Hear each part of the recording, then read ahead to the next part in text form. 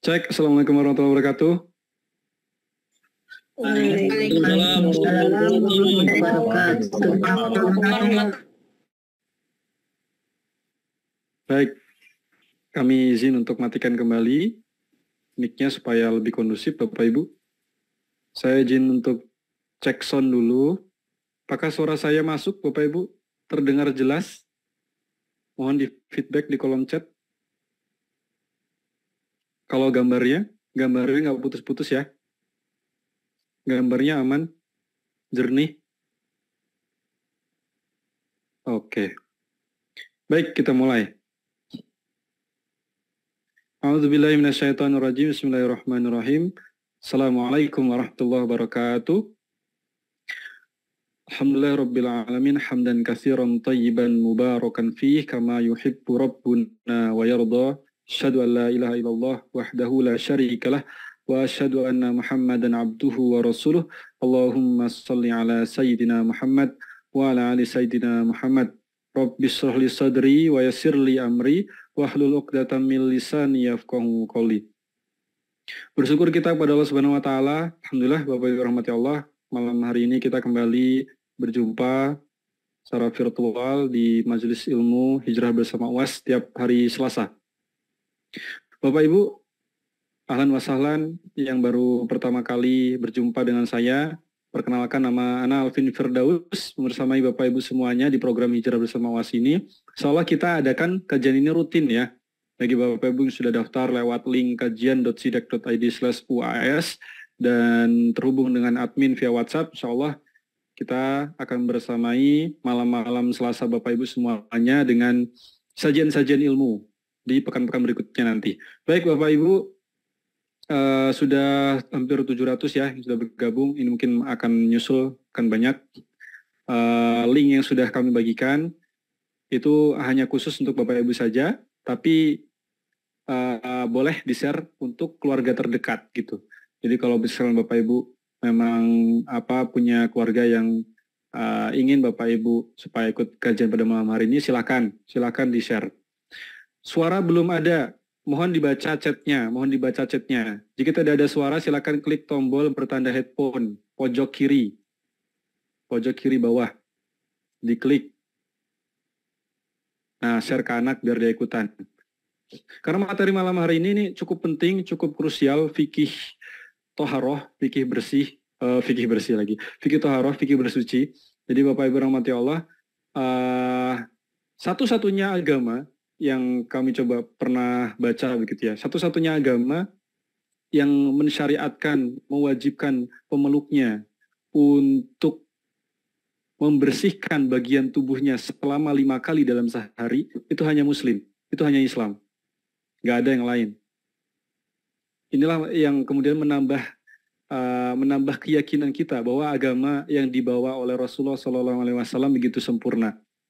Bahkan untuk berbersih saja kita diatur oleh Allah Subhanahu wa taala. Dan bukan hanya itu, bukan hanya bersih ya. Standarnya bukan hanya bersih, tapi suci.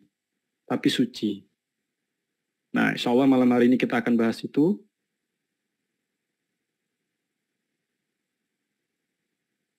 Bersama Tuan Guru serta Bersomad kurang lebih 1,5 jam. Kita akan kupas tuntas bagaimana fikih toharoh ini, tata cara bersuci. Dan saya bocorkan, insya Allah Tuan Guru malam hari ini tadi via chat menyampaikan bahwa beliau akan membahas lewat kitab. Kitab yang dipakai adalah sering dipakai oleh beliau, di YouTube-nya juga pernah disampaikan. Itu nama kitabnya Fikih Islam Sulaiman Rasyid. Fikih Islam Sulaiman Rasyid yang punya bukunya itu di halaman 13-46. Bukunya yang warna kuning hijau itu. Bukunya nggak terlalu tebal, kecil gitu ya. Fikih Islam Sulaiman Rasyid. Bisa Bapak Ibu miliki di toko buku, itu banyak banget. Bukunya namanya Fikih Islam Sulaiman Rasyid. Insyaallah Tuan Guru akan menggunakan referensi itu malam hari ini.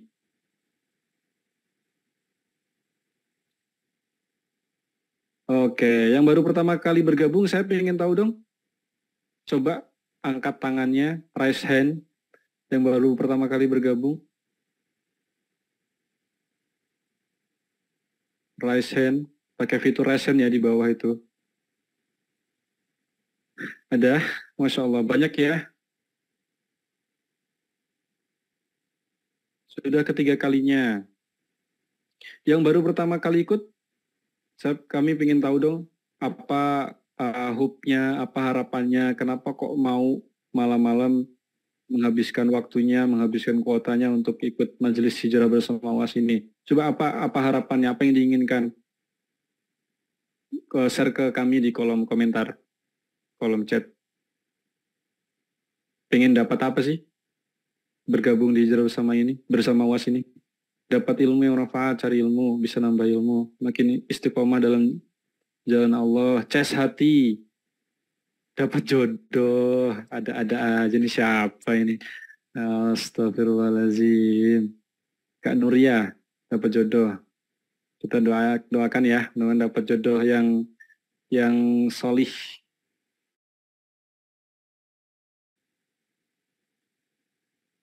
Menambah ilmu. Dapat ilmu. Baru pertama kali. Oke, luar biasa, cukup banyak.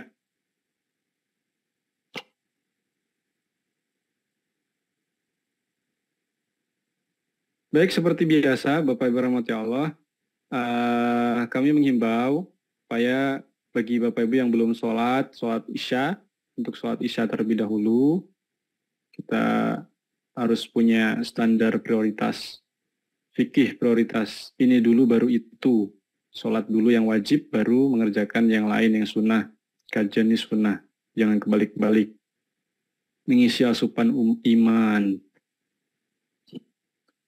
Oke ya, sepakat ya, sholat dulu. Dan kalau bisa Bapak Ibu rahmati Allah, kajiannya insya Allah kita akan berkesinambungan. Bagi Bapak Ibu yang belum masuk grup, silakan masuk grup.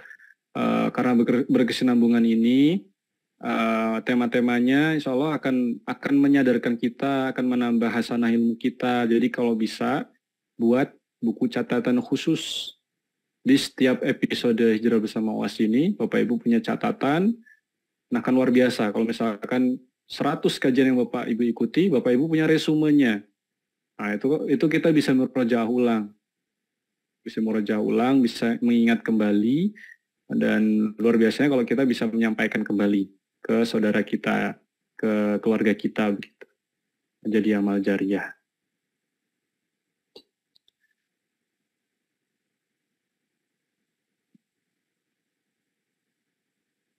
Baik, kami izin cek dulu ya, apakah Tuan Guru sudah bergabung? Oke, masih belum. Baik, Bapak Ibu rahmati Allah, sudah hampir 800 ya yang bergabung. Linknya ada di tele. Sudah 800 yang bergabung. Ini program Hijrah Bersama UAS ini kurang lebih sudah setahun ya, sudah setahun kita adakan. Mulai dari tahun kemarin, tahun 2022. Dan luar biasa, melalui Majelis Hijrah Bersama UAS ini kami sampaikan banyak amal soleh, banyak kebaikan-kebaikan yang kita ciptakan bersama-sama, berjamaah. Salah satunya adalah pembangunan Pondok Pesantren Az-Zahra. Ini sampai detik hari ini, penghimpunan wakaf itu sudah mencapai 1,8 ya, 1,8 miliar. Bapak Ibu bisa cek informasi lengkap, informasi detailnya ada di website kita, dukung.sidak.id/UAS. Bapak Ibu bisa cek di sana informasi tentang penghimpunan wakaf Pondok Pesantren Az-Zahra. Oke, nah kurang lebih nanti tampilan seperti ini, dukung.sidak.id/UAS. Terima kasih kami ucapkan kepada Bapak Ibu semuanya yang sudah kontribusi dengan harta terbaiknya. Mudah-mudahan Allah balas dengan kebaikan yang sempurna, dengan pahala yang terbaik. Semoga harta yang masih tersisa Allah berkahi, makin lipat ganda, makin banyak. Dan semoga dengan wasilah bersodakoh, berwakaf ini, Allah ampunkan dosa-dosa, Allah bersihkan dari segala dosa-dosa. Amin Allahumma amin. Nih, perolehannya kurang lebih hampir 1,9 ya. Hampir 1,9. Dan tadi sore kami dapat kiriman langsung dari Tuan Guru, langsung dari tim di sana untuk progresnya hari ini sudah sampai di lantai 4 ya, sudah di lantai 4 dan Bapak Ibu bisa mungkin saksikan video berikut ini untuk melihat lebih detailnya. Assalamualaikum warahmatullahi wabarakatuh. Bapak, Ibu, Abang, Kakak, Adik, sahabat hijrah bersama Ustadz Abdul Somad. Ini Selasa sore menjelang azan maghrib, sempat sebentar melihat progres terakhir penyelesaian asrama Ma'had Az-Zahra li Tahfizil Quran. 4 lantai. Lantai bawah itu dalam sudah mulai lantai, dinding dalam sudah mulai cat. Lantai 2, lantai 3, lantai 4 mulai dak atap atas. Insya Allah kita sama berharap mudah-mudahan pembangunan asrama 36 kamar ini selesai dan bisa menerima santri baru tahun 2024. Barakallahu fikum. Wassalamualaikum warahmatullahi wabarakatuh.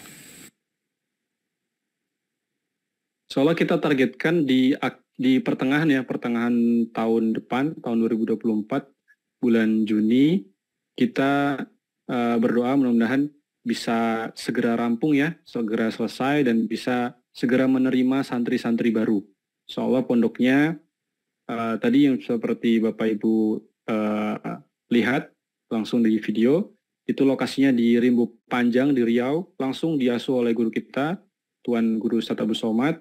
Nah Bapak Ibu kalau ingin ikut kontribusi, berwakaf berapapun itu nominalnya, bisa langsung klik di dukung.sidak.id/uas atau klik link yang kami bagikan di chat ya, di kolom komentar. Kami izin matikan terlebih dahulu kolom komentar. Nah itu dia, dukung.sidak.id/uas, langsung klik saja linknya. Nanti Bapak Ibu akan diarahkan ke website. Di situ Bapak Ibu ikuti saja instruksinya, input nama, email, dan nominal wakafnya yang akan dipersembahkan. Boleh persembahkan untuk diri sendiri atau atas nama orang tua. Nah ini kalau ini programnya WAS, program wakaf atas nama orang tua. Silakan kontribusikan sebagai bukti bakti kita kepada orang tua kita.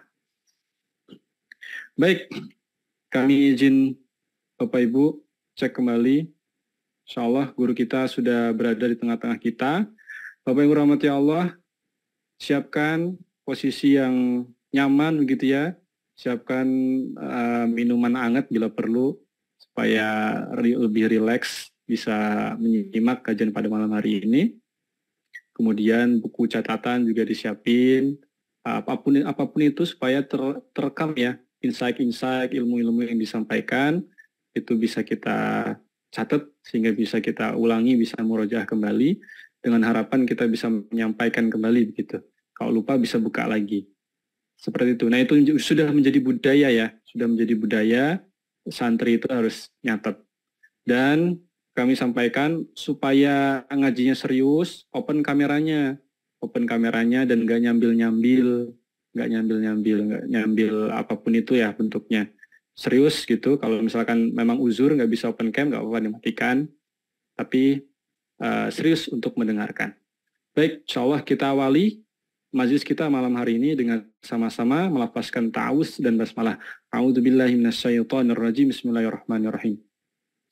Rabbi zidni ilman warzuqni fahman. Allahumma faqihna fiddin wa alimna ta'wil. Baik, Bapak Ibu rahmati Allah, kurang lebih nanti 45 menit kita akan menyimak guru kita menyampaikan tentang fikih toharoh, bagaimana tata cara bersuci sesuai dengan syariat. Kemudian nanti ada sesi tanya jawab. Nah, Bapak Ibu, siapkan pertanyaan-pertanyaannya, nanti bisa lewat chat atau langsung di video conference ya, lewat video. Bapak Ibu, insya Allah kita akan mulai pada malam hari ini kepada guru kita, Tuan Guru Ustadz Abdul Somad, kami persilahkan. Tafadhol Ustadz. Bismillahirrahmanirrahim. Assalamualaikum warahmatullahi wabarakatuh. Alhamdulillah wassalatu wassalamu ala Rasulillah wa ala alihi wa sahbihi wa man tabi'ahu wa mawalah. Rabbi syrah li sadri wa yassir li amri wa hlul 'uqdatam min lisani yafqahu qawli. Bang Alvin Firdaus beserta seluruh tim yang ada di Pontianak tim yang ada di Riau, Bapak, Ibu, Abang, Kakak, Adik, jamaah semuanya. Allahumma alimna ma yanfa'una, ya Allah ajarkan kepada kami ilmu yang bermanfaat buat kami. Allahumma faqihna fid din, dalamkan ilmu agama kami, wa alimna ta'wil, ajarkan kami pemahaman yang benar, warzuqna fahmal mursalin, berikan kami pemahaman seperti yang kau berikan kepada para nabimu, rasul-rasulmu, amin, ya rabbal alamin. Kajian kita malam ini tentang taharah. Kajian pertama dalam fikih biasanya tentang taharah. Referensi berbahasa Indonesia yang level paling sederhana, simpel, saya sarankan fikih Islam Syekh Sulaiman Rashid. Beliau orang Indonesia yang selesai dari Al-Azhar, spesialis fikih Syafi'i pada tahun 1935. Berasal dari Lampung. 10 tahun sebelum Indonesia merdeka.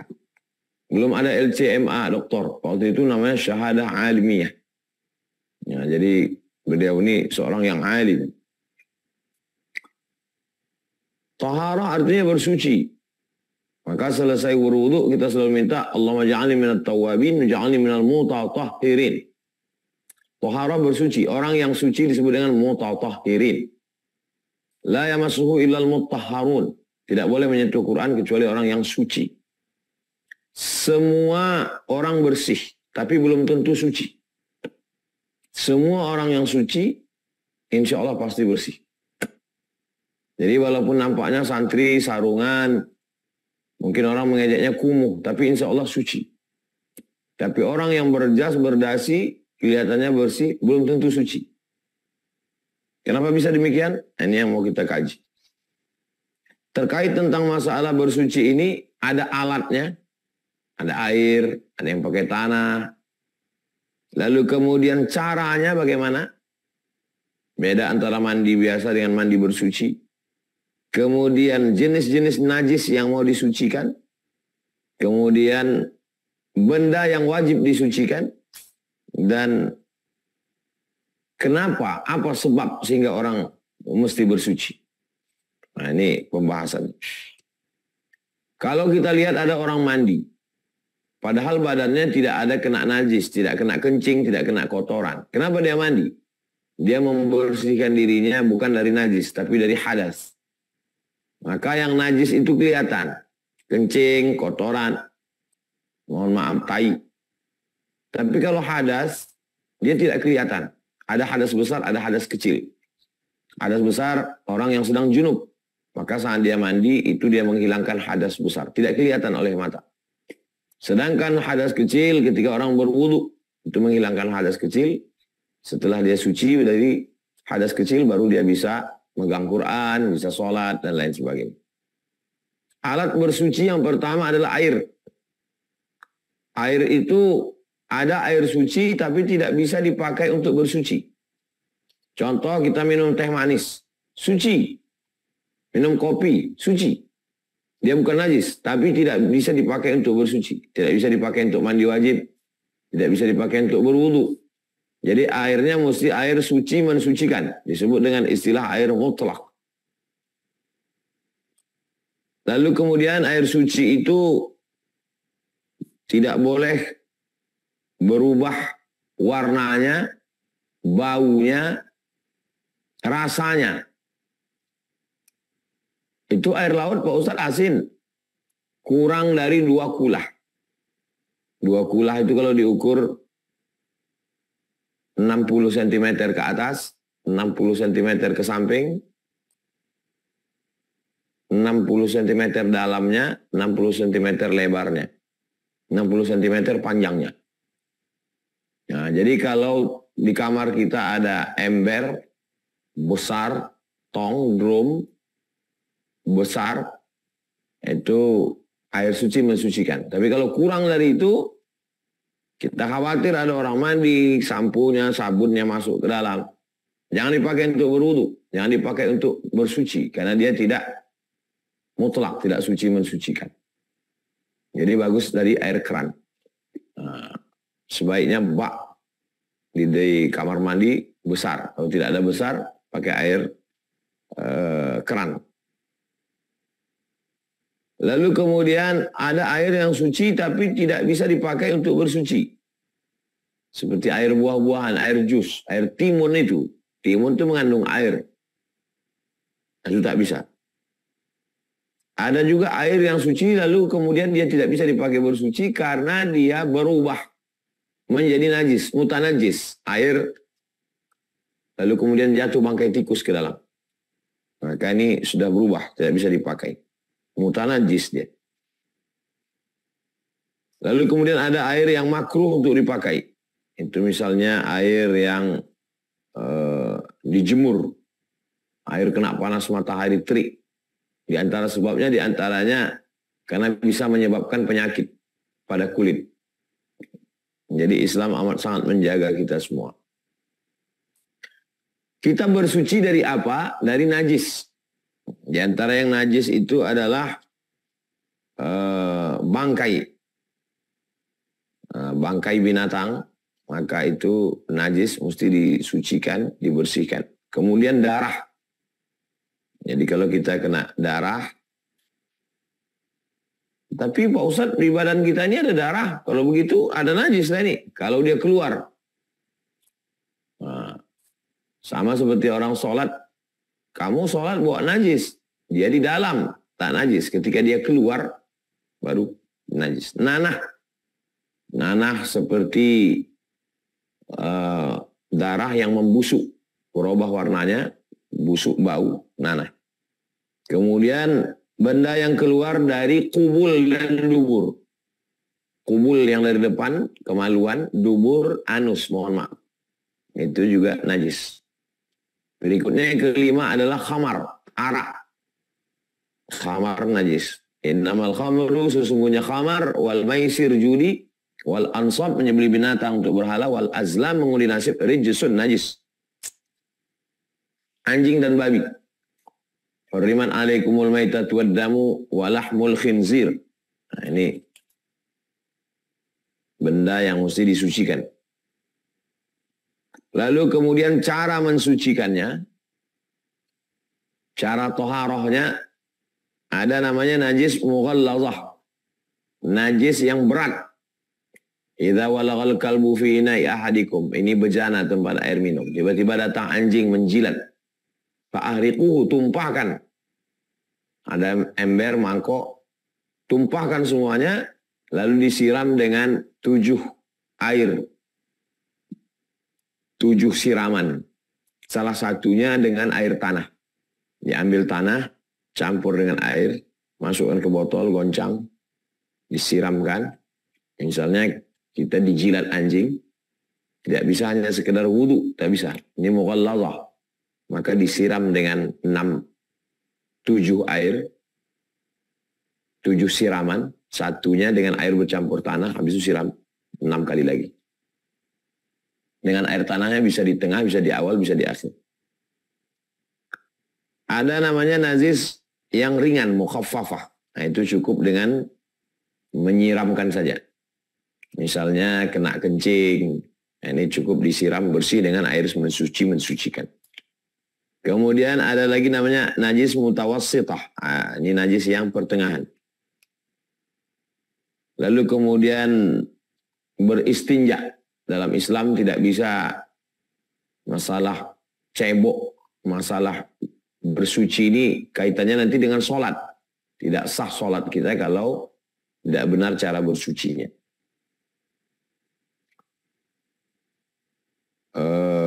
Ada sunnah-sunnahnya. Yang pertama masuk mendahulukan kaki kiri. Sebelum masuk itu berdoa Allahumma inni a'udzubika minal khubuthi wal khaba'ith. Kemudian di dalam itu tidak boleh berkata-kata. Mungkin orang sekarang ngomong, ngobrol dalam tak boleh. Hendaklah memakai alas kaki. Pakai sepatu atau pakai sendal. Kalau dulu ada terompah kayu. Di Mesir saya sempat masih pakai terompah kayu disediakan di. Lalu kemudian jauh dari orang karena baunya.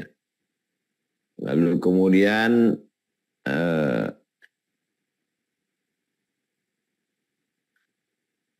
tidak menghadap ke kiblat.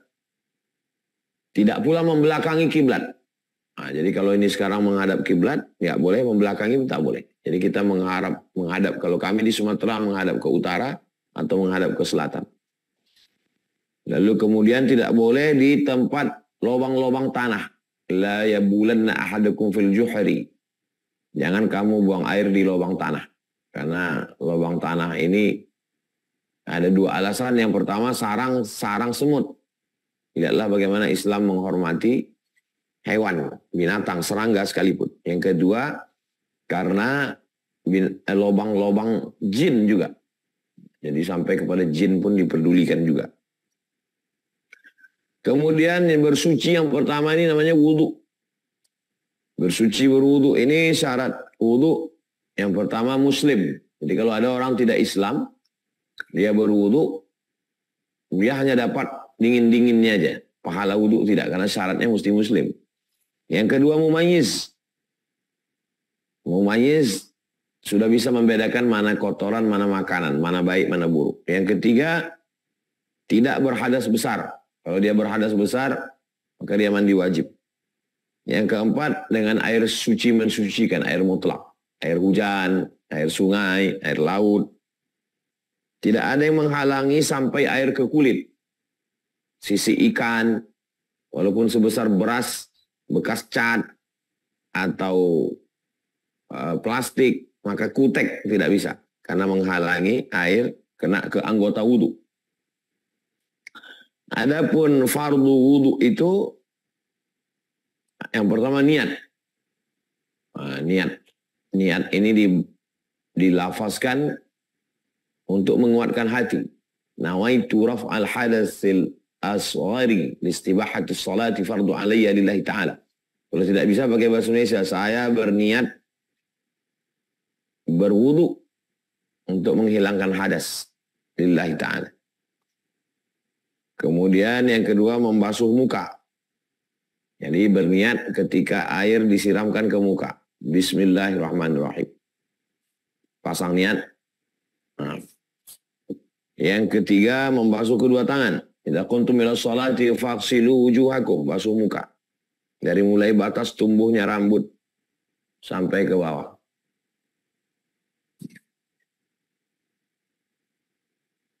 Lalu kemudian dua tangan. Wa aydiyakum ilal marafiq. Tangan sampai siku. Tangan sampai siku.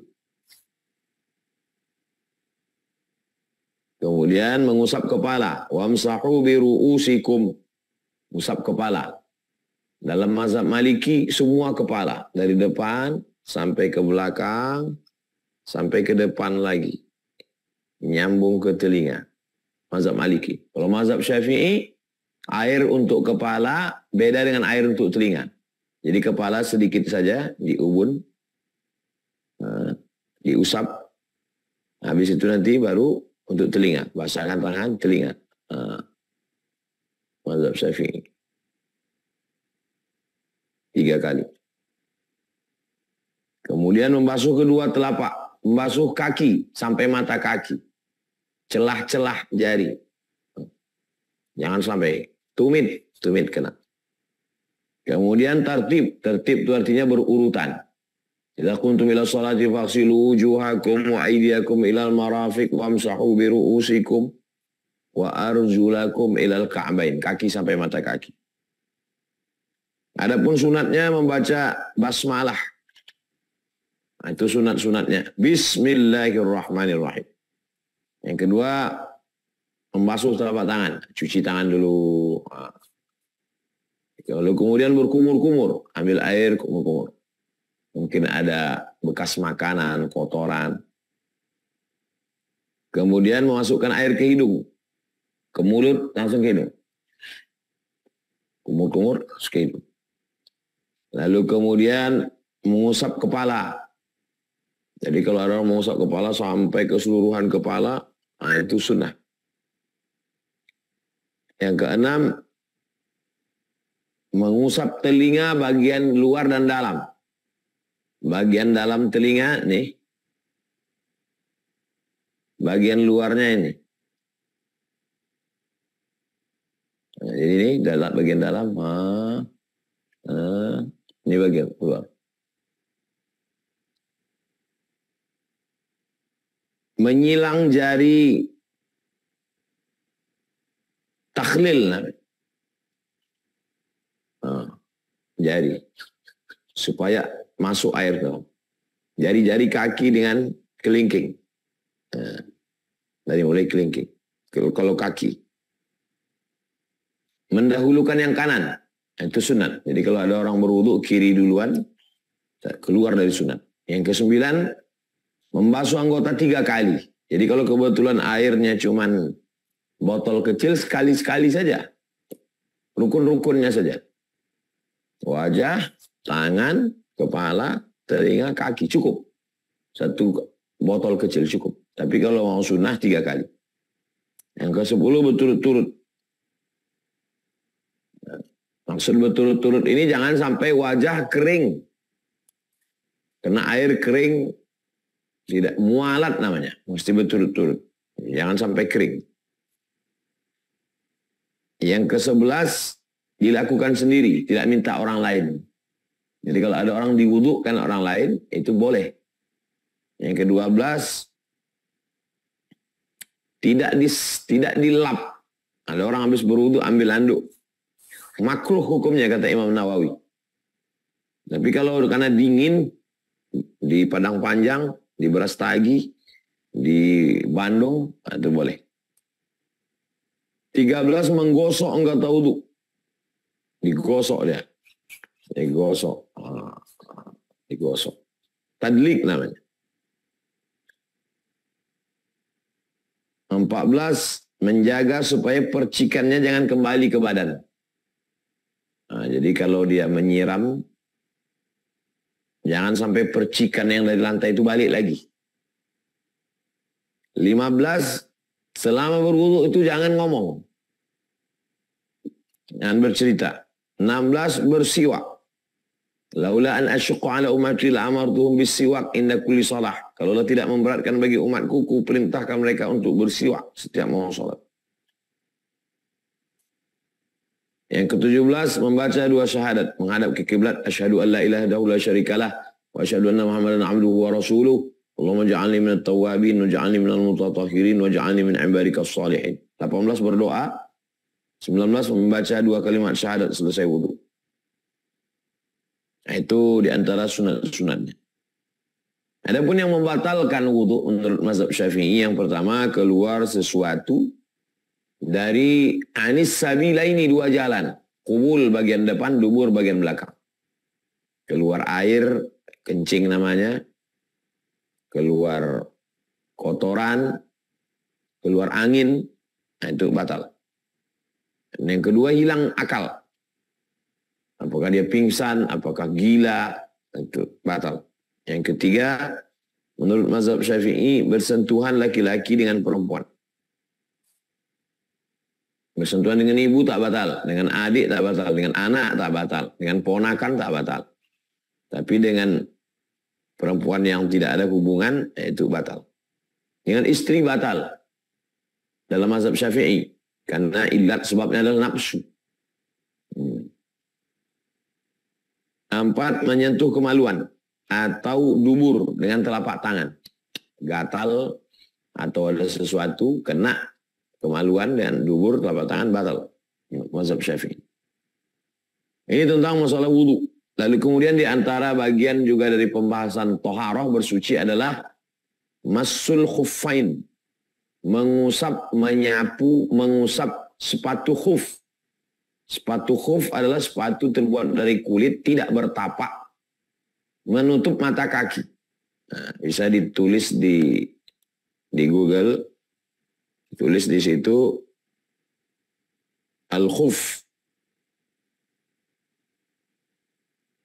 Alif lam kha fa. Masul khuf. Dari kulit, tertutup mata kaki. Kalau musafir 3 hari 3 malam boleh tidak dibuka. Kalau mukim di rumah sehari semalam. Musim dingin takut kena air, maka kaki itu ditutup dengan sepatu khuf Nanti ketika berwudu, wajah kena air, tangan kena air, kepala kena air, telinga kena air, pas kaki diusap saja bagian atas.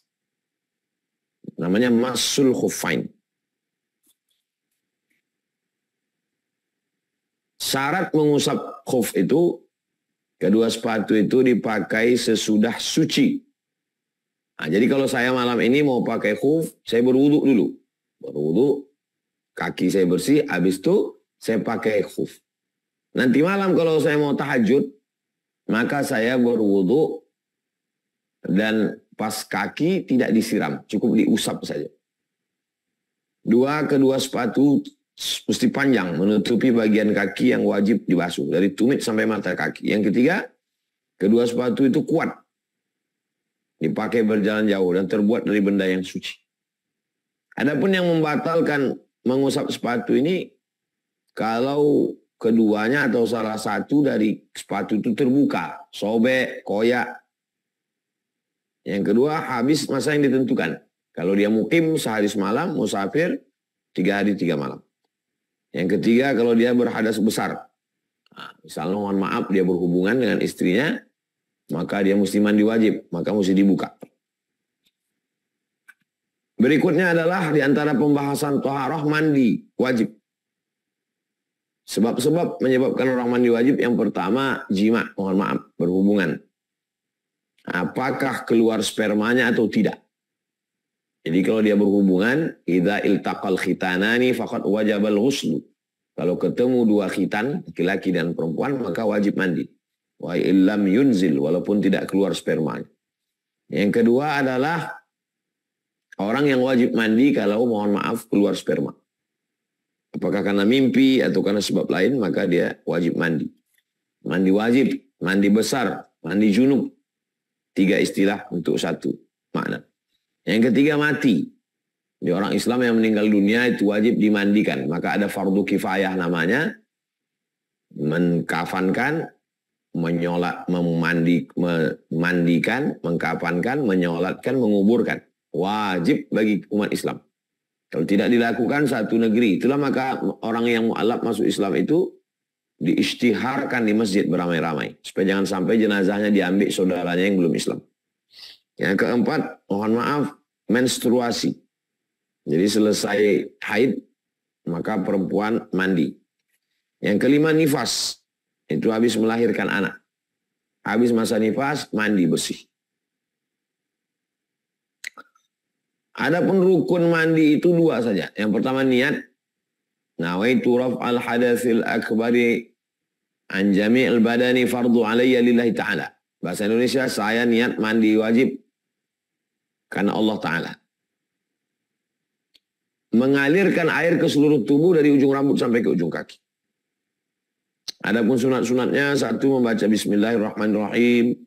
Sebelum mandi itu berwuduk dulu. Seperti wuduk mau sholat. Lalu kemudian yang ketiga menggosok seluruh tubuh. Yang keempat mendahulukan yang kanan. Kaki kanan dulu. Bagian badan sebelah kanan. Berturut-turut. Ada dalam Islam ini thaharah, bersuci, mandi sunat. Di antaranya mandi hari Jumat. Idza arada ahadukum ayyatiyal jumu'ata falyaghtasil. Kalau kamu mau sholat Jumat, mandi. Jadi sejorok-joroknya, sekotor-kotornya orang Islam, paling tidak hari Jumat dia mandi. Nah, jadi jangan menilainya sekarang. Sekarang orang udah pada bersih. Bayangkan 1400 tahun yang lalu. Ada orang yang tak mandi berbulan-bulan. Nah, maka dalam Islam itu mandi. Yang kedua, mandi hari raya. Rata-rata setiap pertemuan itu pasti disunatkan mandi. Idul Fitri, Idul Adha, hari Jumat, berkumpul dengan orang banyak, pasti disuruh mandi. Yang ketiga, orang gila sembuh. Sembuh dari gila, itu dia mandi sunat. Kemudian ketika akan melaksanakan ihram, makanya mandi di Ji'ranah, di Bir Ali, di Tan'im, di Hudaybiyah mandi. Mandi setelah, yang kelima setelah memandikan jenazah. Jadi kalau pulang dari memandikan jenazah, sunat untuk mandi di rumah. Di antara hikmahnya menjaga kebersihan. Secara psikologis mungkin terngiang-ngiang kalau udah mandi fresh, bersih. Yang keenam, mandi orang kafir setelah masuk Islam. Nah, jadi mu'allab itu setelah kita syahadatkan, pulang, itu kita anjurkan untuk mandi. Di antara pembahasan toharoh bersuci juga adalah tentang tayamum. Bertayamum ini dilaksanakan ada beberapa sebab. Satu, karena sakit. Ada orang yang tak bisa kena air. Sakit akut, rematik, maka dia tayamum. Yang kedua, karena dalam perjalanan. Sulit, tak ada air. Yang ketiga, mukim tapi tak ada air. Nah, ini dia boleh bertayamum. Syarat orang bertayamum sudah masuk waktu sholat. Jadi kalau di Riau sholat zuhur jam 12.15, jam 12 belum boleh tayamum. Karena kalau tayamum nanti ketemu air.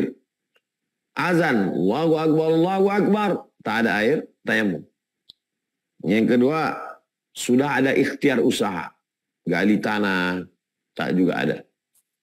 Yang ketiga, bertayamum dengan debu tanah yang bersih.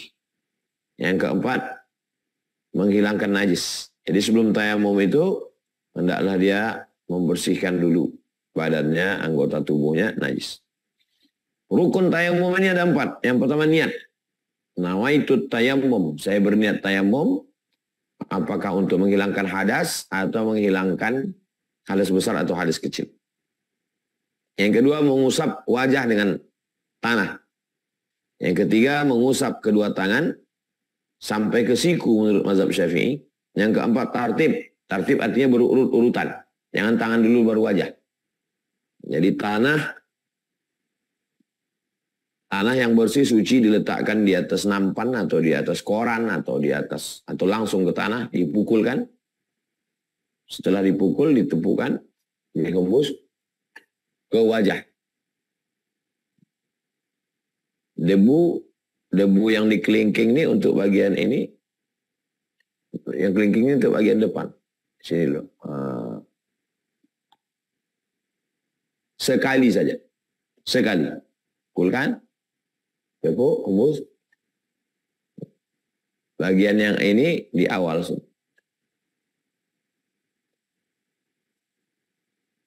Lalu kemudian untuk tangan. Lepaskan jam tangan. Lepaskan cincin-cincin yang menutupi.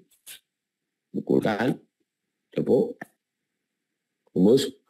Debu dibagi 3. 1 bagian ujung. Pangkal. Ujung. Pangkal. Ya. Yang bagian ujung ini untuk bawah. Yang ini untuk dalam.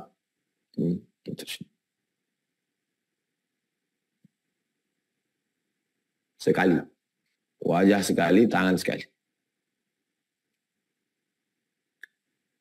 Yang terkait dengan tayamum, orang yang tayamum karena tidak ada air, tidak wajib mengulang sholatnya apabila mendapatkan air. Tayamum jam 12.20. Sholat. Perjalanan lanjut. Ketemu air. Tidak wajib mengulang sholat. Sholatnya sudah sah. 2 sahabat musafir, yang satu ngulang, satu enggak. Yang ngulang, kata Nabi, laka ajrani, kau dapat 2 pahala. Pahala sholat dengan tayamum, pahala sholat dengan wudhu. Yang tidak mengulang, kata Nabi, laqad asabta sunnah, kau sudah dapat sunnah. 1 kali tayamum boleh dipakai untuk beberapa kali sholat. Untuk mazhab Syafi'i. Orang Hambali itu tayamumnya 1 tayamum 1 sholat. Ya, mereka membawa batu masuk ke dalam tas, sholat tarawih. Di sampingnya ibu-ibu dari KBRI. Ibu-ibu ini nanya, Ustaz tadi saya sholat, saya lihat ada orang bawa batu. Selesai salam dia tayamum lagi. Selesai salam dia tayamum. Oh, dia mazhab Maliki. 1 sholat 1 tayamum. 3, tayamum boleh apabila ada luka atau karena hari sangat dingin. Ada luka tangan. Banyak kadang orang luka di tangan. Luka, lalu dibalutnya luka, habis itu dia wudhu. Nah, ini dia belum ngaji. Jadi kalau ada luka, tidak bisa kena air, maka dia tayamum. Kalau berwudhu malah tidak sah wudhunya. karena air tidak masuk ke dalam. Kalau tayamum karena darurat. Sunat tayamum membaca Bismillahirrahmanirrahim. Menghembus tanah dari tapak tangan itu sunat. Supaya tanahnya itu menjadi tipis, tidak tebal. Yang ketiga membaca 2 kalimat syahadat selesai tayamum. Asyhadu an la ilaha illallah wa syarikalah wa asyhadu anna Muhammadan abduhu wa rasuluh. Allahumma ja'alni minat tawabin, ja'alni minal mutatahhirin, ja'alni min ibadikas shalihin. Yang membatalkan tayamum, semua yang membatalkan wudu sama membatalkan tayamum. 2, ketemu air. Jam 12.20 tayamum. Selesai tayamum, hujan lebat, batal tayamum. Segera berwudu.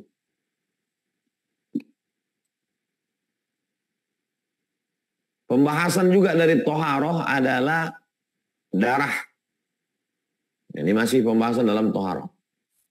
Yang pertama, mohon maaf, darah haid. Darah haid ini paling sedikitnya 15 hari, 15 malam. Biasanya 6 hari, 6 malam. Paling sedikit, minimal 6 hari, 6 malam. Atau 7 hari, 7 malam. Nah ini. Dan paling banyaknya 15. Nah, normalnya begitu. Yang kedua adalah darah nifas. Darah nifas ketika melahirkan anak. 40 hari. Selama-lamanya dalam mazhab Syafi'i 60 hari. Jadi kalau ada orang 40 hari, lalu kemudian masih belum berhenti juga sampai 60 hari. Lewat 60 hari itu sudah namanya bukan nifas lagi, sudah istihadah. Yang ketiga adalah darah istihadah, darah penyakit. Perempuan yang berdarah penyakit, haid yang lewat lebih 15 hari, istihadah yang nifas yang lebih 60 hari. Ini laki-laki perlu tahu. Karena istrinya nanti akan melahirkan. Istri juga mengalami menstruasi. Yang mesti ditahu, jangan sampai dia salah. Maka perempuan yang mengalami istihadah, dia wajib sholat, wajib puasa. Dia ibarat luka. Sama seperti orang yang kena luka. Hanya saja luka dia di tempat yang khusus.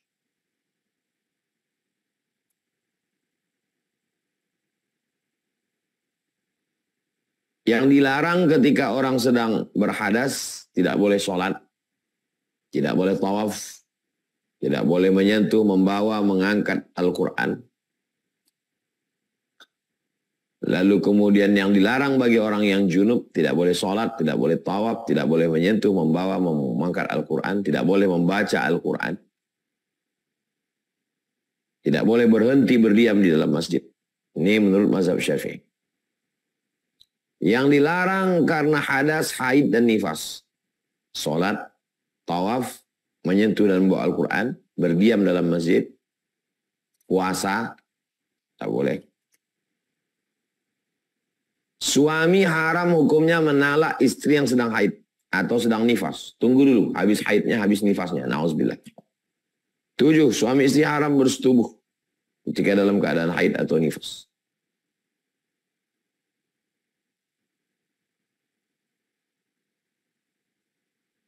Nah, itulah pembahasan dari toharoh. Malam ini kita membahas toharoh selengkap-lengkapnya.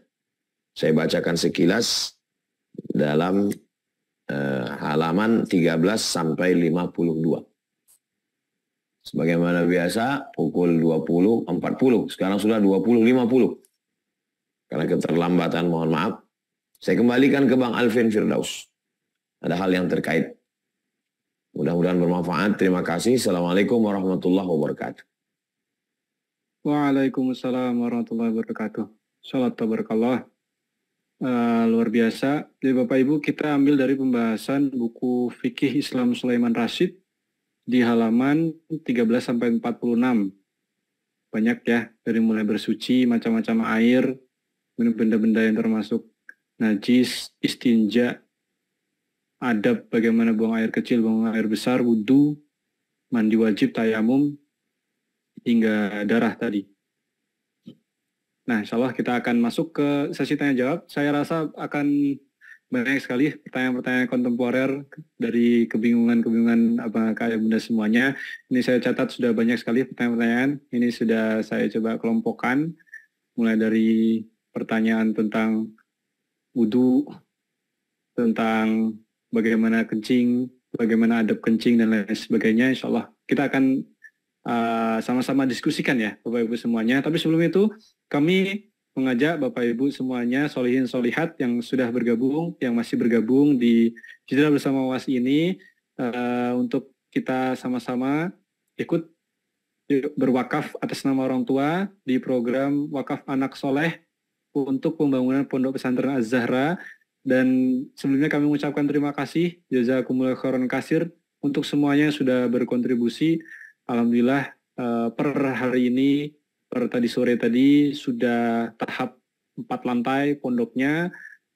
Kami mengucapkan jarakallahu fima ataita wa baraka fima abqaita wa ja'alahu laka tahura. Mudah-mudahan menjadi amal jariah yang Allah terima. Harta yang sudah disodakohkan, diwakafkan ini Allah ganjar dengan pahala terbaik. Dan semoga harta yang tersisa Allah lipat gandakan makin banyak. Dan semoga dengan wasilah wakaf ini Allah bersihkan dari segala dosa-dosa. Amin Allahumma amin. Nah, untuk sebelum kita mulai, saya izin untuk memutarkan video update terakhir ya Bapak Ibu dari pembangunan Pondok Pesantren Az-Zahra yang lokasinya di Rimbo Panjang di Kampar, Riau. Assalamualaikum warahmatullahi wabarakatuh, Bapak, Ibu, Abang, Kakak, Adik, sahabat Hijrah Bersama Ustadz Abdul Somad. Ini Selasa sore menjelang azan maghrib, sempat sebentar melihat progres terakhir penyelesaian asrama Ma'had Az-Zahra li Tahfizil Quran. 4 lantai, lantai bawah itu dalam sudah mulai lantai, dinding dalam sudah mulai cat, lantai 2, lantai 3, lantai 4 mulai dak atap atas. Insya Allah kita sama berharap mudah-mudahan pembangunan asrama 36 kamar ini selesai dan bisa menerima santri baru tahun 2024. Barakallahu fikum. Wassalamualaikum warahmatullahi wabarakatuh. Baik, masih banyak ruang-ruang amal solih yang bisa Abang Kakak Ayah Bunda ikuti melalui pembangunan Pondok Pesantren Az-Zahra ini. Bapak Ibu bisa langsung kontribusi dengan sodakoh terbaiknya mulai dari Rp10.000. Rp10.000.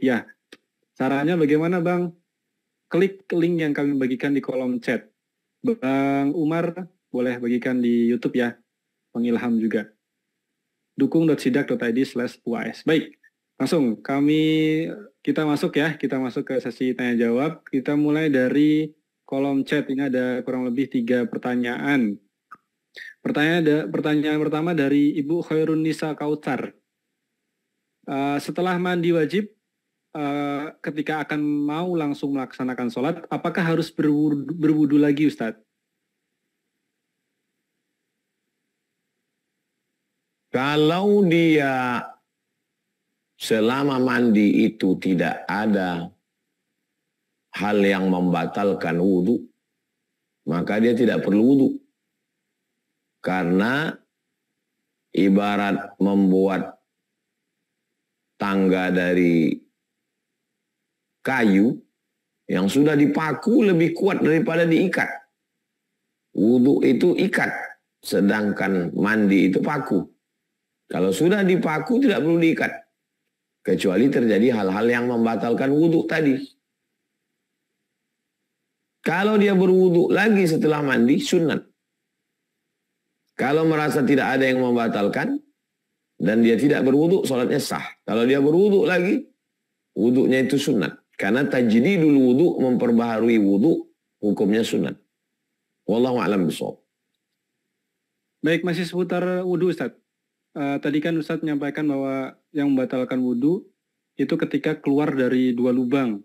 Lubang depan, lubang belakang. Kalau terkena najis, apakah itu membatalkan wudhu juga Ustadz? Terkena kotoran. Orang yang lewat lalu dia dijilat oleh seekor anjing maka dia menyiram anggota yang terkena jilatan itu. Apakah wuduknya batal sehingga dia mesti berwudu ulang, atau yang kena itu saja dia siram? Atau dia dikencingi anaknya.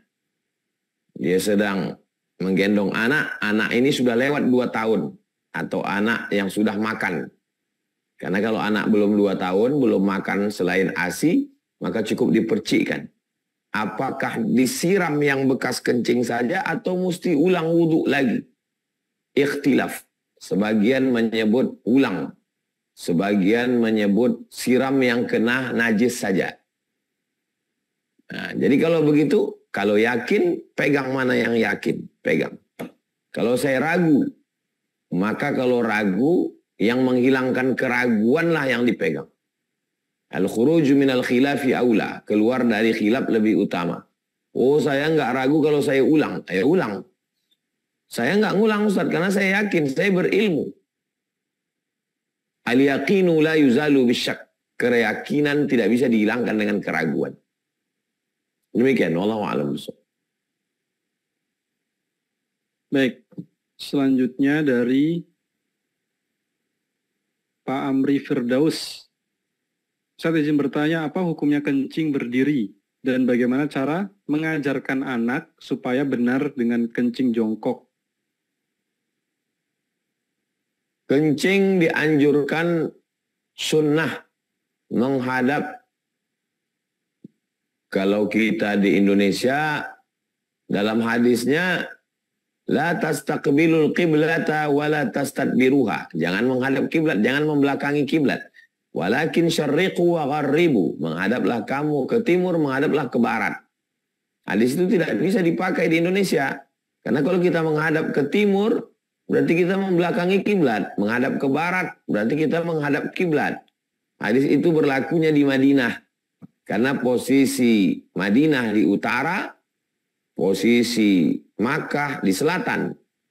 Menghadap ke utara berarti membelakangi kiblat, menghadap ke selatan berarti menghadap kiblat, nggak boleh. Maka kata Nabi, menghadaplah ke timur atau menghadap ke barat. Nah ini, lalu kemudian apa tadi pertanyaannya Bang Alvin? Mengajarkan cara kencing jongkok ke anak, Ustaz. Secara kesehatan, mungkin secara medis dia lebih bisa menerima. Di dalam badanmu itu ada seperti mangkok. Kalau kamu berdiri, mangkoknya telentang. Saringan, filter akuarium, telentang. Datang air kotor, disaringnya. Tapi kalau kamu berdiri, filternya telungkup, tidak berfungsi. Air yang masuk kotor. Buah pinggang mencuci air kotor, berat. Tapi kalau kamu jongkok, filternya telentang. Itu sudah pendidikan melalui sunnah. Penelitian orang zaman sekarang. Itu mengapa Nabi minum air zam-zam berdiri. Karena air zam-zam tidak perlu disaring. Itu juga mukjizat Nabi SAW. Nabi melarang minum berdiri. Kenapa dia minum air zam-zam berdiri? Karena air zam-zam bersih. Telentang telungkup nggak ngaruh. Mau berdiri nggak apa-apa. Itulah kehebatan Nabi SAW. Jadi kadang anak-anak remaja, kalau kita ajarkan dengan yang logis, dia lebih bisa menerima. Begitu juga dengan kita siapkan toiletnya yang jangan kita melarang dia berdiri, tapi di toilet kita sediakan WC berdiri. Apalagi itu makanya arsitek yang membangun masjid mesti ngerti fikih. Jangan membuat WC ngadap kiblat, membelakangi kiblat, WC berdiri. Karena diantaranya menyebabkan percikan. Percikan itu terkena sehingga menimbulkan was-was. Tapi secara umum larangan itu bermakna makruh, tidak sampai kepada haram. Wallahu a'lam bishawab. Baik, masih menyambung pertanyaan Ustaz. Di hadis tuh kami membaca bahwa ada hadis yang berbunyi itu kebanyakan sebab siksa kubur adalah karena kencing. Hadisnya ngeri Ustaz. Ini maksudnya bagaimana Ustaz? Lima fa'alta hadza ya Rasulullah. Kenapa kamu melakukan ini wahai Rasulullah? Maksudnya kenapa kamu membelah pelepah korma dan menanamnya di dua kubur? Kata Nabi, innahuma la yu'azzabani wa ma yu'azzabani fi kabir. Dua orang yang ada di kubur ini kena azab. Mereka melakukan dosa. Wa ma yu'azzabani fi kabir. Tapi bukan karena dosa besar. Dosa yang pertama adalah yamshi bin namimah. Mengadu domba. Membawa-bawa cakap orang. Omongan si A tentang si B disampaikan oleh si C. Si B dengan si A kelahi gara-gara omongan si B. Yang kedua, lam yastanzih. Tidak cebok. Tidak toharoh. Dalam riwayat lain, lam yastabri. Tidak menutup diri ketika buang air. Nah, di pinggir jalan. Kenapa azabnya begitu sadid? Karena kalau dia tidak cebok, berarti sholatnya tidak sah. Kalau dia tidak cebok, dia kotor, dia najis. Bernajis. Berefek kemana-mana. Ini juga menunjukkan bahwa dosa yang sekecil itu saja bisa berefek dosa luar biasa, apalagi dosa besar. Jangan menyepelekan perkara yang kecil. Karena orang terpeleset dari kerikil-kerikil yang kecil. Batu bukit besar berawal dari kerikil kecil. Demikian maaf. Wallahu a'lam. Baik, terima kasih Ustaz. Kita lanjutkan ke pertanyaan berikutnya dari Ibu Wafik Azizah Soleh. Pertanyaannya, apakah setelah mandi dan berwudu, kita pakai skincare atau hand body sebelum masuk waktu sholat, apakah wudunya batal Ustaz? Bedak, lipstick, skincare, parfum yang tidak najis, maka tidak membatalkan wudu. Jadi kalau dia sudah ada dari BPOM, Badan Pengawas, Balai Pengawas Obat dan Makanan, bahwa ini bukan khamar, bukan najis, tidak najis, maka dia tidak membatalkan wudu. Oleh sebab itu, dia boleh pakai setelah berwudu. Kalau modelnya adalah minyak yang kalau dioleskan air tidak sampai ke dalam, apakah itu bedak atau apa yang minyak seperti kutek tidak sampai ke dalam, maka wudunya tidak sah. Karena makna wudu isalul ma', menyampaikan air ilal a'dha, kepada anggota tubuh yang mesti disiram dan diusap ketika berwudu. Wallahu a'lam bishawab. Baik, pertanyaan berikutnya Ustaz dari Muhammad Zidan. Ketika kita dalam keadaan sholat, terasa angin keluar dari dubur, namun angin tersebut tidak berbau dan tidak berbunyi, apakah sholat dan wudhu kita batal?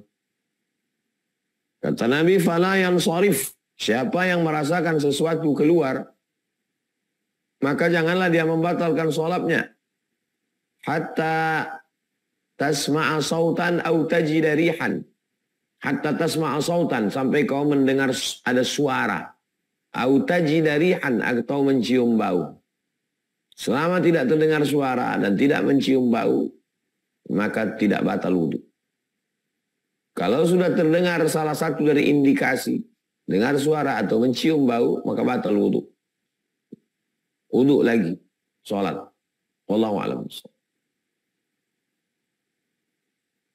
Baik, cukup ya yang via chat. Kita beralih ke video open kamera.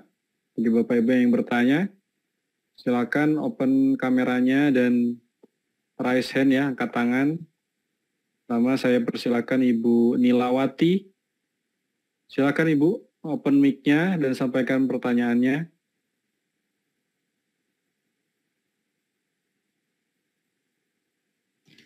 Assalamualaikum warahmatullahi wabarakatuh, Ustaz. Waalaikumsalam warahmatullahi wabarakatuh. Jazakallah khair, Ustaz. Izin bertanya.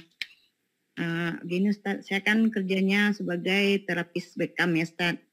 Terus di saat main bekam itu siapa tahu ada darah bekam dari pasien yang kemungkinan misalnya terpercik ke pakaian kita Ustaz.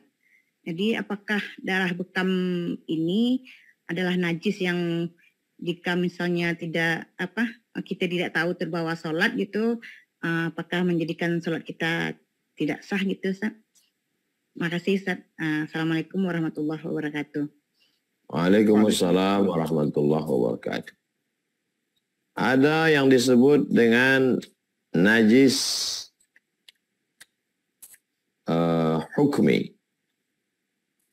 Ada yang disebut dengan najis aini. Aini itu kelihatan bendanya. Sedangkan hukmi, dia dihukumi sebagai najis.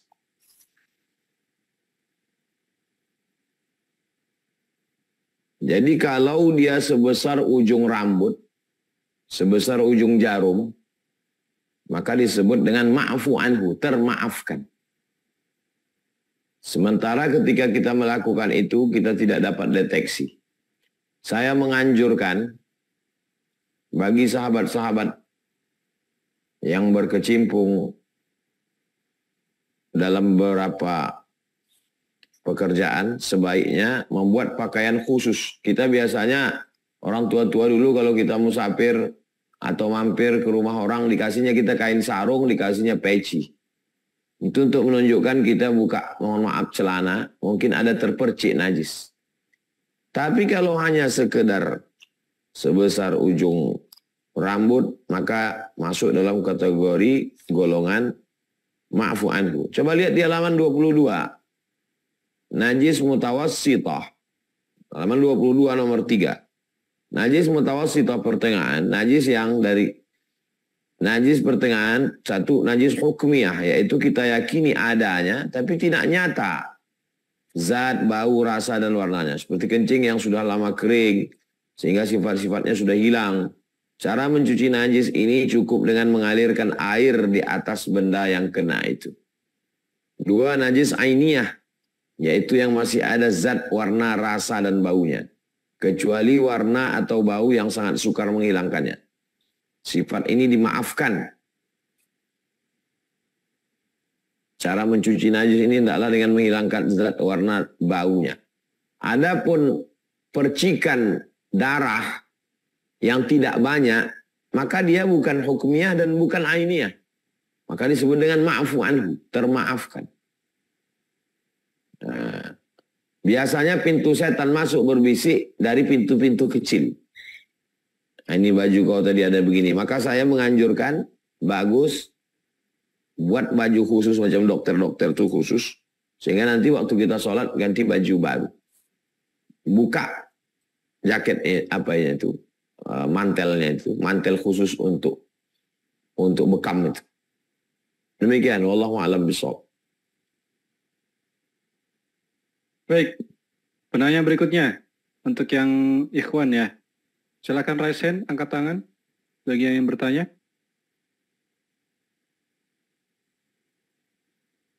Pak Wahyudin, Pak Wahyudin. Kami persilakan Pak Wahyudin. Assalamualaikum Tuan Guru. Waalaikumsalam. Alhamdulillah bisa bertanya langsung ini. Bagaimana hukumnya kalau misalnya kita setelah menyambung sesuatu, misalnya paralon kan pakai lem ya. Nah terus kita udah bersih-bersih, kemudian wudu, terus sholat. Nah setelah sholat ternyata pas dilihat di tangan itu masih ada nempel lem gitu ya. Nah apakah itu sholatnya harus diulang kembali Tuan Guru? Terima kasih. Assalamualaikum warahmatullahi wabarakatuh. Waalaikumsalam warahmatullahi wabarakatuh. Selesai kita sholat, kita lihat di siku ada bekas cat. Sementara siku masuk dalam anggota yang wajib rukun wudu. Atau di tumit telapak kaki ada cat. Atau ibu-ibu di bawah ada bekas kulit ikan mas. Waktu tadi membersihkan kulit ikan nempel. Maka sebesar kulit ikan mas tidak masuk air wudu, berarti wudunya tidak sah. Begitu juga dengan lem. Lem ke tangan, maka waktu air disiram, airnya tidak masuk ke dalam. Begitu dikelupas lemnya, Berarti kulit yang kena lem tadi tidak kena air wudhu. Maka wudhunya tidak sah. Kalau wudhunya tidak sah, sholatnya juga tidak sah. Karena syarat sahnya sholat, sah adalah berwudhu. Lalu sholatnya itu diulang lagi. Nah, berwudhu, ulang lagi. Namanya sholat i'adah. Sholat ada 3. Yang pertama sholat ada. Yang kedua sholat qadha. Sholat ada itu yang sholat yang langsung cash. Sholat qadha, orang yang meninggalkan sholat dulu, sekarang diganti. Sholat i'adah, sholat yang sudah dilaksanakan tapi tak sah menurut fikih. Maka diulang lagi namanya i'adah. Ada 3 jenis sholat. Demikian. Wallahu a'lam bishawab, Pak Wahyudin. Baik, kami lanjut ya ke Ibu Nuri. Ibu Nuri, mangga Ibu silakan open mic-nya, sampaikan pertanyaannya. Assalamualaikum Ustadz. Terima kasih Pak Rotin atas kesempatannya. Waalaikumsalam. Ustadz, saya mau tanya Ustadz, kan kalau nggak salah untuk mandi wajib itu harus wudhu dulu, bukan harus apa ya, syaratnya itu wudhu dulu ya Ustadz. Tapi dalam mandi itu nanti kita kan suka buang air kecil lagi, maaf ya Ustadz ya, itu selalu itu buang air kecil lagi. Apakah perlu kita wudhu sebelum mandi wajib itu atau nggak usah Ustadz, atau nanti aja wudhu sesudah mandi? Manfaat berwudhu sebelum mandi wajib diantaranya pemanasan tubuh supaya tidak terkejut, supaya tidak kaget. Jadi bersih dulu, bersih-bersih. Nah, itu. Walaupun nanti ketika sedang mandi, mohon maaf, kalau dia memegang kubul dan dubur dengan tapak tangan, berarti batal wudhunya. Nah, jadi wudhu yang dipakainya untuk mandi itu bukan wudhu seperti orang mau wudhunya sama, tapi fungsi wudhunya bukan dipakai untuk sholat. Gitu. Lalu kemudian ketika dia mandi, airnya kena dari ujung rambut sampai ke ujung kaki semua bersih, berarti dia sudah suci. Waktu dia membersihkan badannya pakai handuk semua, dia tidak kentut, dia tidak ada keluar lagi dari 2 jalan, tidak kencing, tidak BAB, tidak menyentuh, tidak ada yang melanggar, membatalkan wudhu. Lalu dia sholatnya sah. Nah, karena dia sudah keluar dari mandi. Tapi kalau selama mandi itu, setelah selesai kering, terjadi sesuatu yang membatalkan wudhu, maka tak bisa dipakai untuk sholat. Maka dia berwudhu lagi setelah mandi. Kalau sudah dia siramkan ke seluruh air ke badan, habis dia siram. Habis itu dia pun pakai anduk. Habis itu sholat dia, Allahu Akbar, sah. Tapi kalau udah itu tadi ada dia melakukan sesuatu atau kena sesuatu yang menyebabkan wudhunya batal, maka dia mesti berwudhu lagi. Kalau ragu Pak Ustaz, wudhu lagi. Karena dengan berwudhu itu menghilangkan keraguan. Wallahu a'lam bishawab. Baik, penanya berikutnya dari Ikhwan. Kami pilih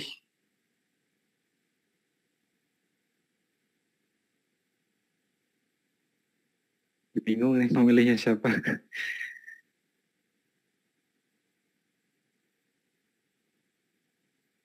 Dok Haris.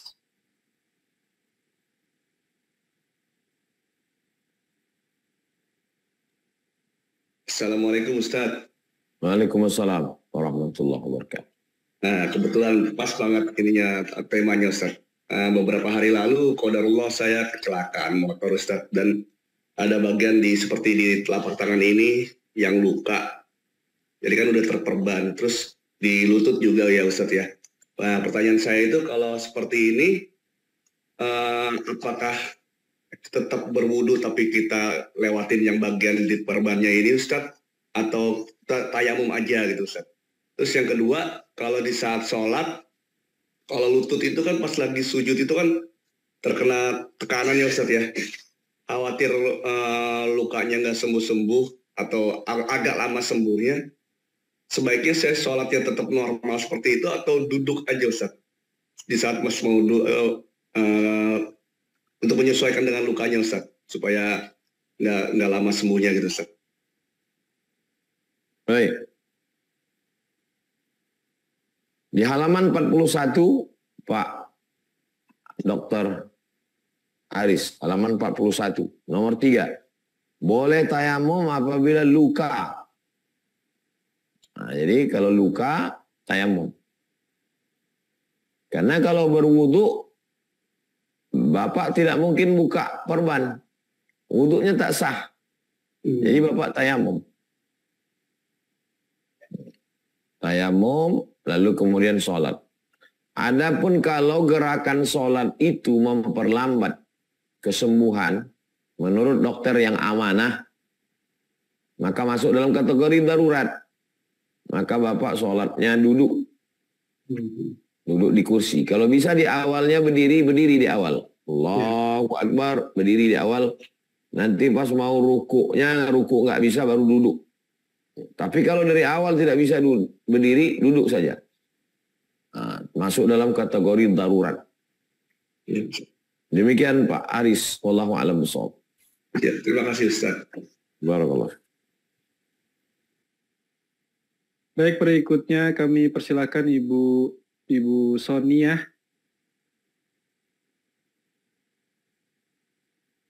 Assalamualaikum Ustadz. Waalaikumsalam warahmatullahi wabarakatuh.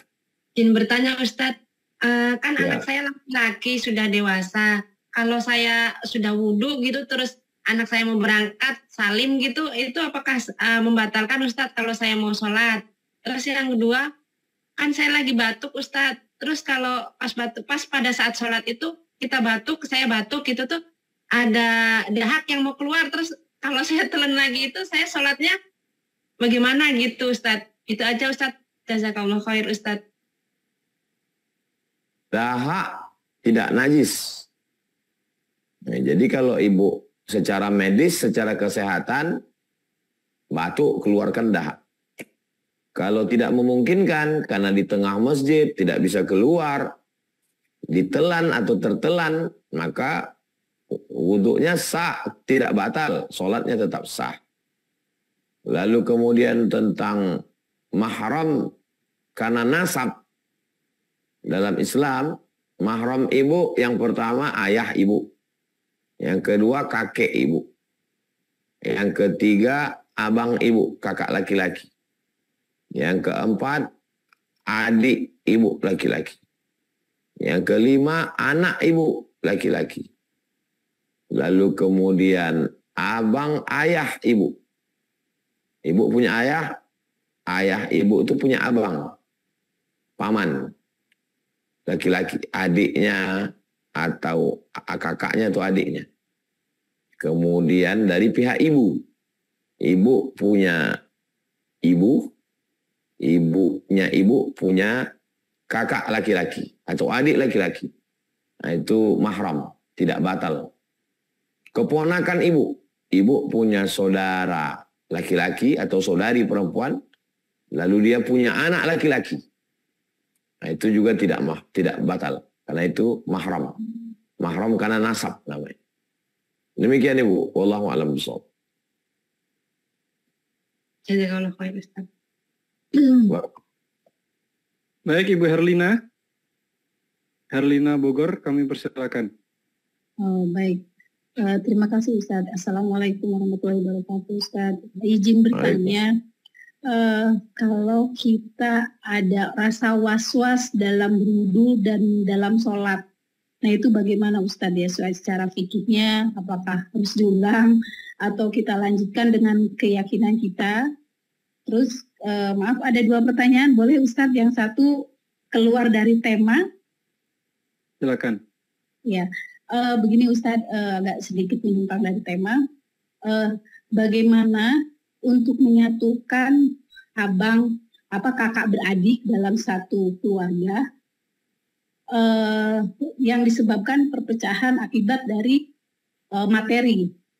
Penyebabnya materi. Salah satunya adalah warisan begitu ya.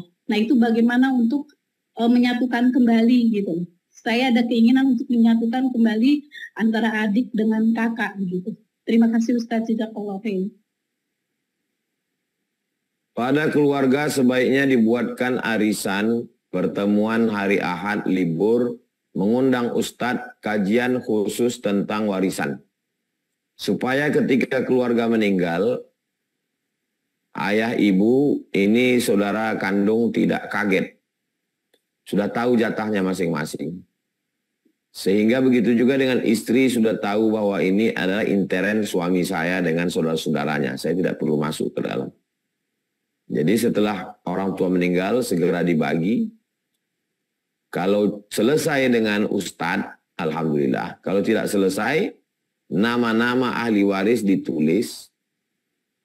Diserahkan ke PA Pengadilan Agama. Nanti hakim memutuskan.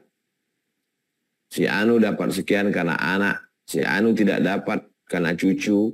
Si Anu tidak dapat karena menantu. Si Anu tidak dapat. Nah, itu begitu cara. Nanti hakim yang memutuskan siapa saja yang dapat dan berapa jatahnya. Nanti baru hartanya dipasangkan dengan memakai prosentase yang sudah ditetapkan hakim tersebut.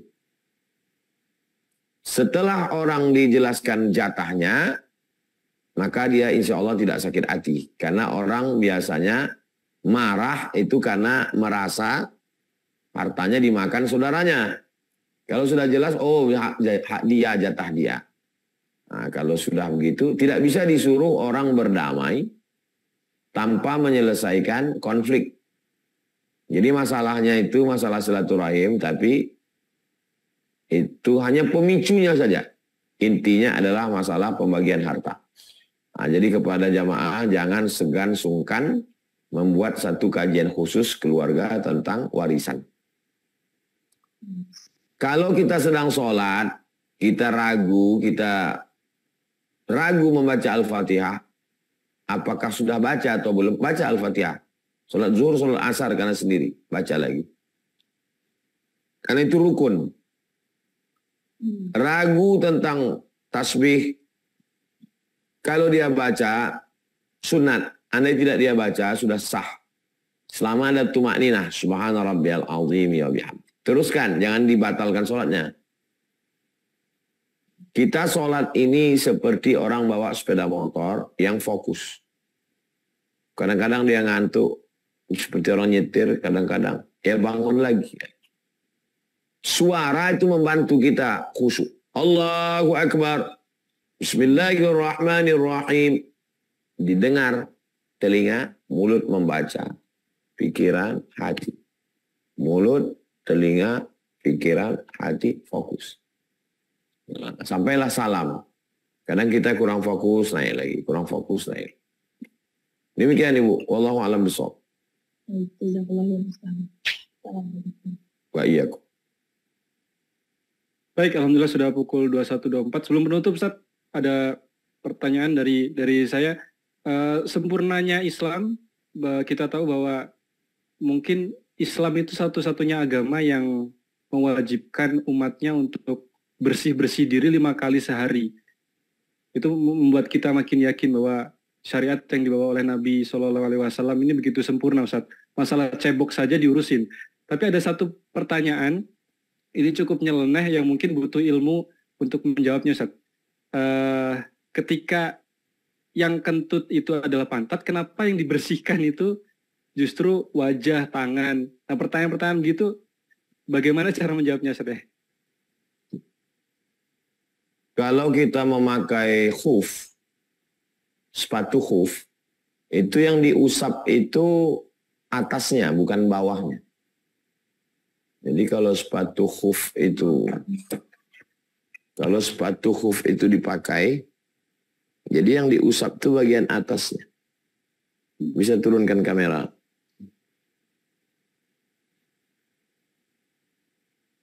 Sepatu khuf itu yang diusap pada bagian bawah.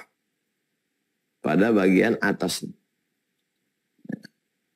Kalau kita pakai sepatu khuf setelah disiram wajah, tangan, kepala, kaki, maka khuf itu yang diusapnya bagian ini. Kata Sayyidina Ali, kalaulah agama itu semuanya pakai akal, maka pasti yang diusap itu tapaknya. Karena tapaknya yang diinjak, diusap atas. Itu salah satu argumentasi Sayyidina Ali. Ada perkara yang disebut dengan tauqifi. Tauqif dari kata waqaf. Kalau kita baca Quran, waqaf itu kan berhenti dia. Waqaf berhenti. Artinya di situ akal berhenti. Kita serahkan pada Allah Subhanahu wa taala. Karena kalau semuanya di otak-atik, nanti pertanyaannya kemana-mana. Kenapa subuh 2 rakaat? Kenapa isya 4 rakaat? Kenapa 2 bunyi? Kenapa 2 enggak? Nanti dia akan melanjut lagi. Kenapa rukuknya sekali? Kenapa sujudnya 2 kali? Kenapa tak? Itu makanya ulama selalu ketika sudah sampai ke situ, mereka katakan ini adalah masalah tauqif. Dari kata waqaf, tauqif berhenti, stop, akal berhenti. Fungsi akal itu dipakai untuk inna fi khalqis samawati, penciptaan langit, wal ardi, penciptaan bumi. Nah, pisau ada yang dia pakai itu. Tapi tidak semua ulama tidak mau membahas masalah itu. Ada ulama yang membahas kenapa zuhur 4 rakaat, kenapa ruku. Tapi bukan dalilnya bukan dari Quran, dari hadis. Itu murni adalah ijtihad saja. Nah, saya lebih mengikut pendapat Sayyidina Ali. Kalaulah pakai akal, kata Ali, pastilah khuf itu yang diusap tapaknya, bukan atasnya. Padahal yang kotor itu kan bagian bawah. Wallahu a'lam bishawab. Begitu Bang Alvin. Baik, Masya Allah, tabarakallah.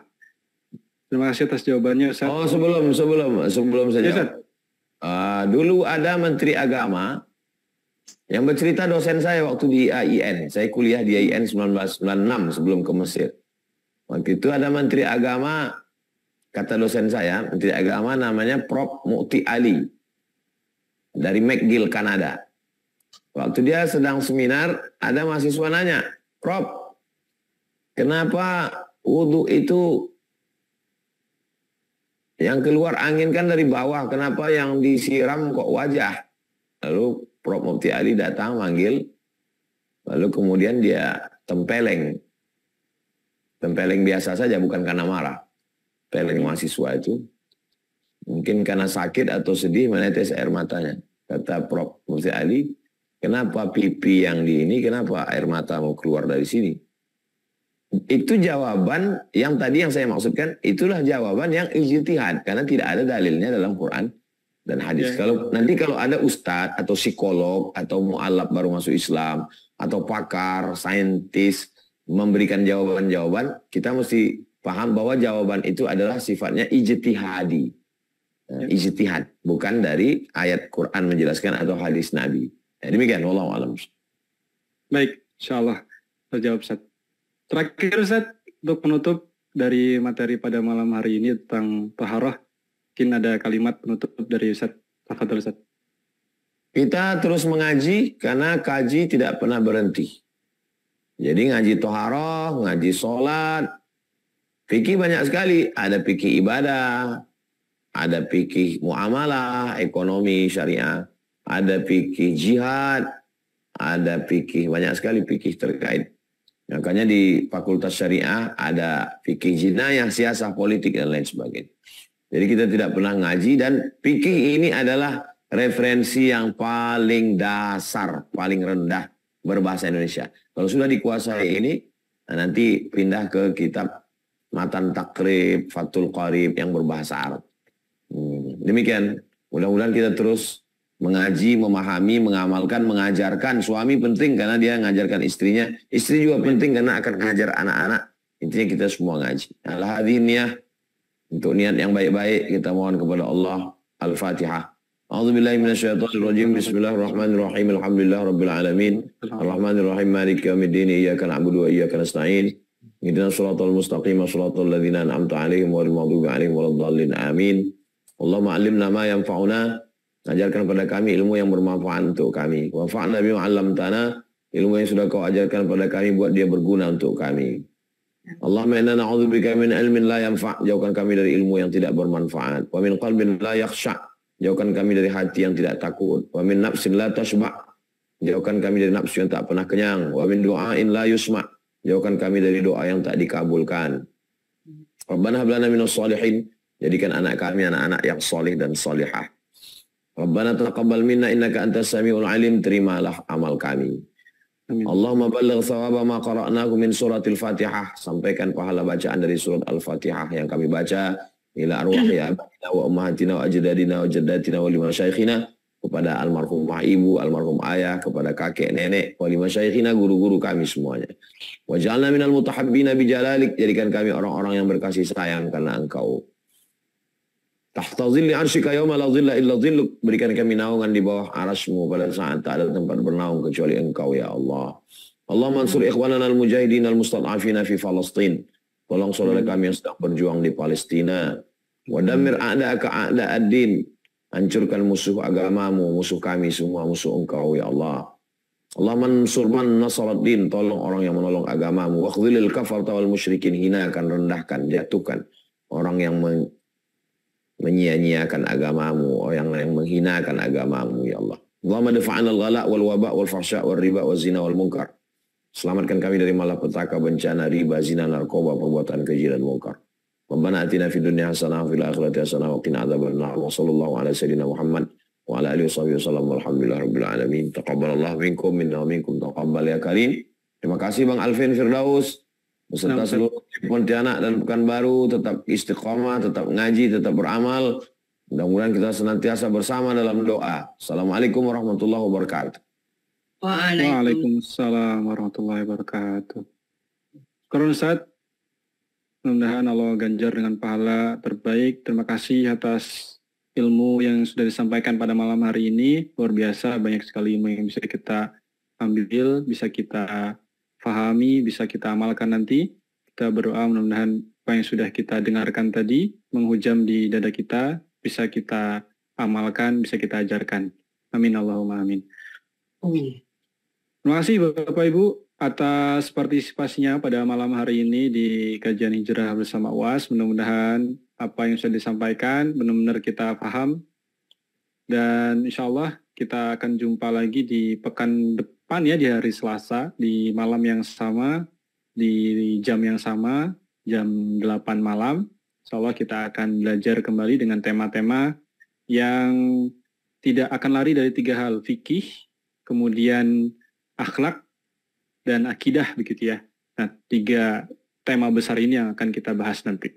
Baik, masih ada peluang-peluang kebaikan, ruang-ruang amal soleh yang bisa abang kakak ayah bunda ikuti di program sidak ini. Bapak Ibu bisa ikut kontribusi di pembangunan pondok pesantren Az-Zahra, lokasinya di Rimbo Panjang, Kampar Riau. Yuk kita kirimkan untuk kedua orang tua kita, baik yang masih ada ataupun yang sudah tiada. Langsung klik dukung.sidak.id/UAS, dukung.sidak.id/UAS. Bapak Ibu bisa langsung akses di situ. Di situ begitu detail informasinya. Bapak Ibu bisa lihat bagaimana progres terakhir pembangunan. Transparansi kami sampaikan juga di website tersebut. Jadi Bapak Ibu tidak perlu khawatir. Insya Allah 100% dana yang kami himpun, kami salurkan untuk pembangunan Pondok Pesantren Az-Zahra ini. Kita targetkan di tahun 2024 pondok bisa segera beroperasional ya, sehingga bisa menerima santri-santri terbaik dari seluruh penjuru di Indonesia. Amin Allahumma amin. Baik, linknya sudah kami tautkan ya di kolom komen bagi Bapak Ibu yang ingin mensodakohkan, berwakaf untuk Pondok Pesantren Az-Zahra, langsung klik dukung.sidak.id/UAS di kolom chat yang sudah kami bagikan. Bang Ilham, Bang Umar, mohon dibantu juga di share di YouTube ya. Baik, tadi bukunya judulnya Fikih Islam Sulaiman Rashid. Harganya kalau nggak salah 50.000. Mungkin yang mau pesan bareng boleh klik link yang kami bagikan juga, hubungin admin, klik linknya di 085750386465. Itu nomor HP-nya. Baik, terima kasih Bapak Ibu semuanya. Kita cukupkan ya malam hari ini ya. Jika tidak ada pertanyaan kita cukupkan. Kita sama-sama akhiri dengan melafazkan hamdalah. Alhamdulillahirabbil alamin. Doa kafaratul majlis. Subhanakallahumma bihamdika asyhadu an la ilaha illa anta astaghfiruka wa atubu ilaik. Terima kasih untuk semuanya.